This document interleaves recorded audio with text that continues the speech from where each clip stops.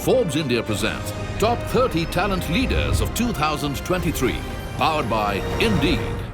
Hi, I'm Gautam Shetty. I'm based out of Bangalore. I head talent acquisition for Maersk in the APAC region and have 18 years of experience just in talent acquisition. That's a little bit about me.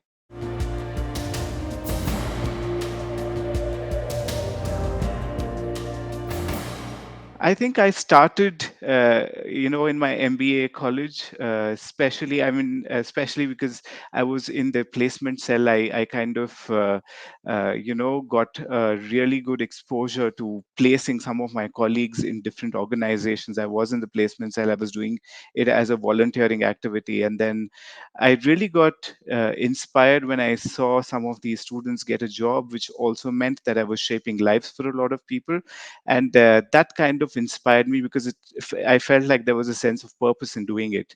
So that's when I was really inclined towards talent acquisition and HR, and that's why I continued doing that.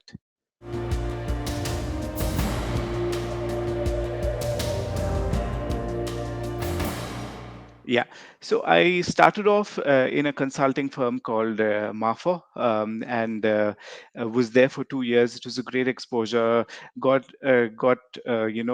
exposed to working in multiple companies. So I was a part of hiring for HSBC. Was a part of setting up teams for AdWords in Google.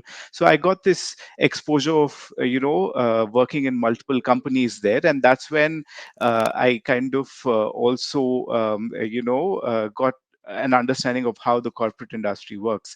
And then that's when I kind of moved into the corporate space. I moved from MAFA to Target. Target, I spent almost 9 years.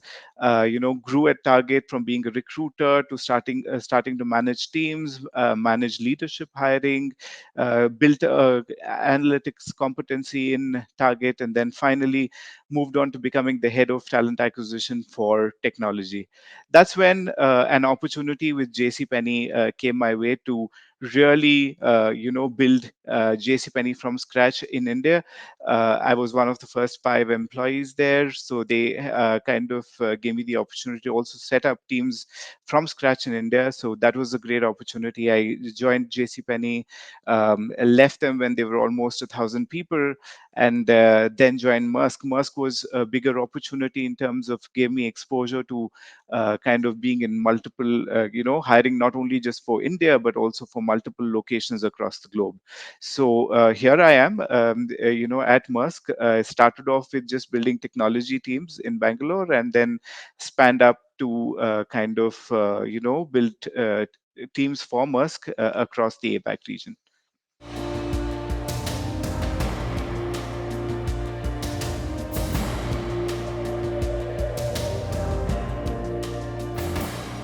Yeah. I think some of the biggest, challenges that we're facing today is, of course, hiring and retaining of top talent. Right, that's one of it, and the other one is probably one size does not fit all. Uh, I think different talent pools have a different ask, and also we are seeing a lot of government policies coming into place, like GDPR, and in some of the locations outside of India, like Saudiization, Emiratization. So talent acquisition leaders today have to kind of navigate a lot through some of these complexities, right? What we are doing is, of course, putting employee at the heart of all of this, and making sure that we run surveys to kind of find out what their needs are, making sure that they bring their authentic self to work, and making the environment conducive for them to work.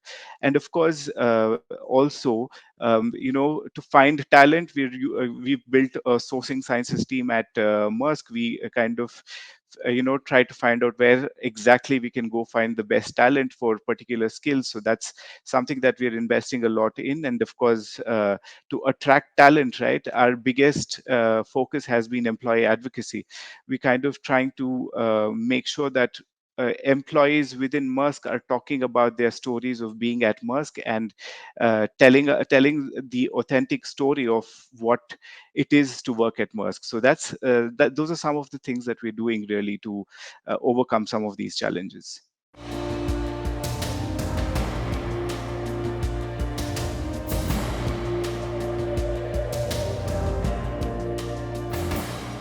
I think we're doing a lot. Like, let me start off with how we're using technology, right? Not just attraction, but while onboarding. And onboarding experience is also a part of the attraction strategy. So day one experience needs to be fantastic. So we're using technology in a big way. We're using metaverse and augmented reality. So most of our people who join our offices know that we are a shipping and logistics company, but not many of them can really be on a ship and see how a ship really works. So what we've done is, with the help of metaverse and augmented reality, we've kind of made sure that everybody has that experience on day one, and everybody's talking about this experience on day one, right? They kind of, there's a VR tool, so they get the feeler of a reefer, how a reefer looks, how does a planogram look of how to put a container in a certain place, and what is the challenges and all of that, and they get to feel it on day one of joining us. The other part, of course, like I said, is the authentic stories our employees are talking about. So we're kind of making sure that some of our employees who join us or have been with us for a really long time talk about a day uh, at work at Maersk, so that people outside know what kind of technologies we do using, what kind of cutting edge technologies that they can work on, all of those things that we can showcase to the external world, right? So that's something that we're working on. And of course, we're experimenting a lot more with gig workers. So we're investing a lot in making sure we bring in a lot of gig workers into the workforce, and kind of see how that works as well. So these are some of the few innovative interventions that we've put in place in the last 2 3 years.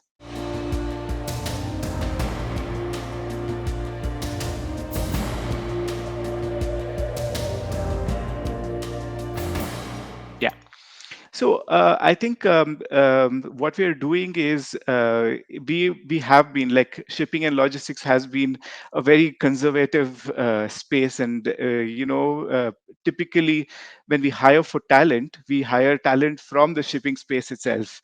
What we've done is we've brought in a few programs in place. Of course, I'll tell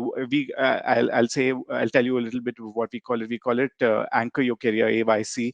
Anchor Your Career is a program where we kind of get people from different disciplines, right? Different domains. They could be from the hotel industry, they could be from pharmaceutical. We hire them. We make sure in the first 6 months we take them through like robust trainings, and then kind of make sure that they're ready for the shipping and logistics world.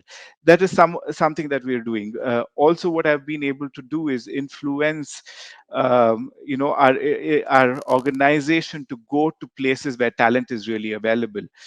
In India, we see that there is also a huge talent pool in maybe the tier two cities. So what we're doing is we're also reaching out to some of the tier two cities, and especially during the pandemic, we were able to kind of convince some of our leaders to hire in tier two cities and make sure that these people work out of their homes, because that also creates great impact. We also are keeping some small steps in diversifying our workplace, especially from an LGBTQ and a PWD standpoint, right? So we kind of, last year we bought in a rainbow container into India and made it run across the country. I think first and foremost, talking about it and showcasing some of these things also help us build in that muscle within the organization. So I think the first step was to even talk about it, bring the rainbow container, make sure that people know that we are a lot more inclusive, and make sure that we also kind of put that up on social media, and let the external world know that we are open to hiring all of these people. So these are some of the initiatives that I started at Maersk.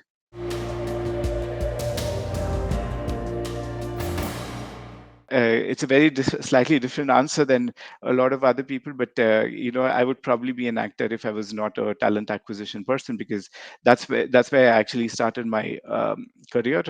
I think it feels good to step into somebody's shoes, get the feeler of what they're going through.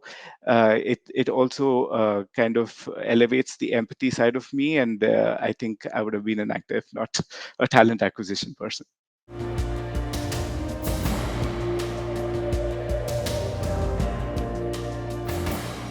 So I think I've done talent acquisition for 18 years now, and of course, what I know for sure is change is constant. So continual learning is something I will definitely invest in. But what I would like to do is something which satisfies this sense of purpose in me. And I've been helping a lot of the CSR initiatives at Maersk, where we go to schools and colleges for the downtrodden to kind of help them career coach them and kind of get them into mainstream corporates, right? So that's something I want to really invest and kind of bring it up in a bigger way. So that's something I'm really thinking I should do, and that's a way I can also give back to society.